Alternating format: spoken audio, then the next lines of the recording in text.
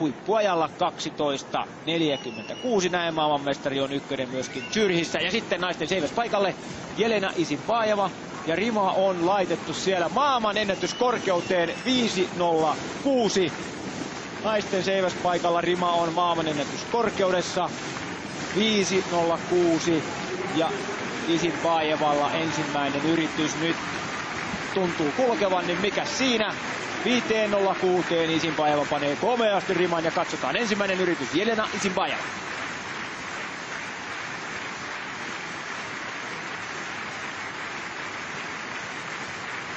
.505 syntyi viime kesänä Pekingissä olympiakisoissa.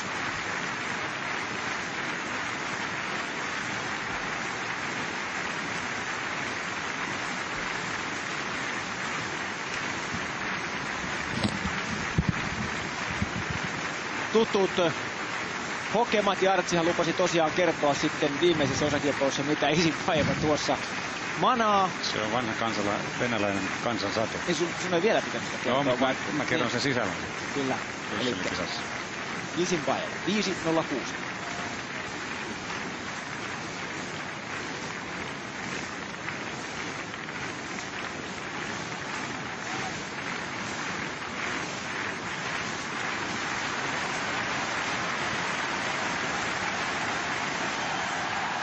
Ja menee Hieno hyppy! Aivan uskomatonta! Siinä teille, jotka epäilivät, että alkaa olla taputeltu tämä homma, ei todellakaan ole. Jelena Isinbayeva 5.06 ja hänelle uralla 27. maailmanennätys. Tämä on ulkoradoilla 15. maailmanennätys Jelena Isinbayevalle 5.06. Ja tuo hyppy oli hyppy, jossa resurssit on kyllä hypätä, en uskalla sanoa 50, eikä hän varmaan tästä jatka. Mutta tämä tietysti on aika paljon balsamia viime viikonlopun. Nyt näkee, mitä huippu-urheilija miettii, kun kokee pettäneensä kaikki. Hän latasi tähän kisaan valtavasti. Hän sai viikon aikaan näyttää, että hän on suuri urheilija ja hän oli selvästi shokissa Berliinissä. Hän ei ymmärtänyt, että tämmöistä voi tapahtua. Tämä on huippu-urheilussa hienoa, että tavallaan noustaan sieltä lamasta ja näytetään, että ollaan huippu-urheilijoita. Nyt näet tuossa, kuinka mahtava se ylitys on, ja vaikka se tuossa nousussa osuu, niin kyllä hänellä on paukut hypätä. Nolla tuulissa tässäkin paukut hypätä aivan varmasti yli 50.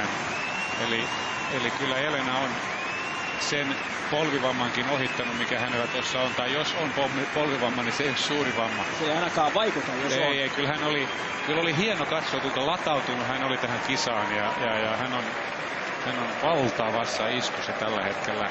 Ja ehkä sanonko näin, että se MM-kisan tappio toi hänelle sellaista rypistystä, että tämä asia huippu-urheilulla ei ole sitä, että vaan mennään sinne ja tehdään kaikki. Että joskus voi käydä niin. Ja hän oli niin kuin voittanut, hän oli kulkenut suurissa kisoissa voitosta voittoon. Ja tämä tuntui niin itsestään selvältä, että nyt hän latautui uudella tavalla ja osoitti olevansa hurja urheilija.